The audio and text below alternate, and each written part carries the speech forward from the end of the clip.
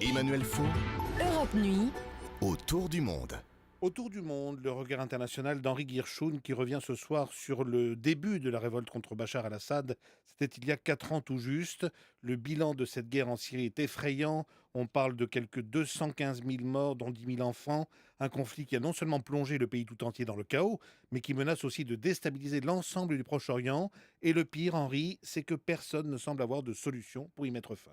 Oui, et c'est un triste anniversaire, triste et accablant, pour les Syriens eux-mêmes bien sûr, mais aussi pour ce qu'il est convenu d'appeler la communauté internationale, et qui aura d'ailleurs rarement aussi mal porté son nom, en laissant une révolte à l'origine populaire et pacifiste se transformer en une guerre de tous contre tous. Une guerre qui est aussi devenue le champ de bataille de la rivalité entre l'Iran et les pays du Golfe, entre sunnites et chiites, et par procuration aussi entre l'Occident et la Russie. Une guerre où désormais les horreurs sont le plus souvent perpétrées sans témoin, à l'exception des exécutions d'otages savamment mises en scène par les bourreaux islamistes. Une guerre à laquelle les opinions publiques des grands pays occidentaux ne comprennent plus rien et dont elles ont fini par se détourner, sauf lorsque leur propre sécurité est mise en péril par des attentats. Alors, il y a ce bilan terrible, ces morts, ces réfugiés, ces disparus, et il y a aussi ce sentiment d'un effroyable gâchis, puisqu'il faut bien constater que les grands perdants de cette guerre sont les civils et les démocrates modérés, qu'ils soient armés ou non, tandis que les forces du régime et les groupes djihadistes en sont devenus les vainqueurs.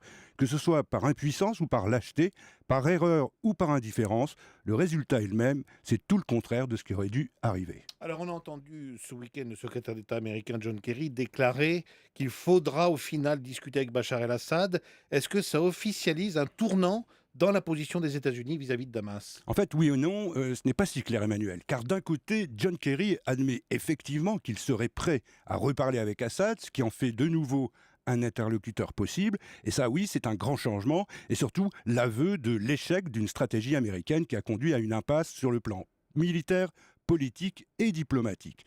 Mais Kerry précise en même temps que cette discussion, elle ne pourrait avoir lieu que si le dictateur de Damas acceptait les bases de la négociation de Genève. Or, celle-ci prévoit une démocratisation du régime et la mise en place d'un nouveau pouvoir intérimaire, ce qu'Assad a toujours refusé jusqu'à présent. Donc au fond, la véritable évolution qu'on peut déceler dans les propos de John Kerry, Emmanuel, c'est de ne plus considérer le départ de Bachar comme un préalable à toute discussion, mais seulement comme un objectif à plus long terme. C'est en quelque sorte lui accorder une forme de sursis en espérant un peu naïvement que ça facilitera la reprise d'un processus politique. Est-ce que la relance de la négociation aurait des chances d'aboutir à l'arrêt des combats et à un vrai règlement de paix, Henri? Non, il n'y aura pas de paix en Syrie tant que le rapport de force ne se sera pas rééquilibré entre un régime qui est dos au mur et une opposition morcelée, et tant que cette opposition ne parviendra pas à s'unifier militairement et politiquement. Et ça prendra encore beaucoup de temps.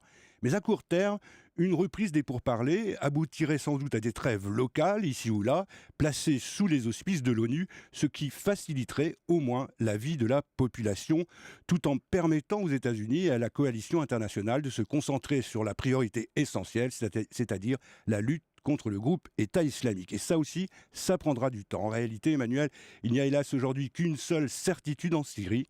Ce triste anniversaire ne sera pas le dernier. Les 4 ans d'une guerre atroce et sans issue en Syrie, c'était le regard international d'Henri Guirchoun. Merci Henri.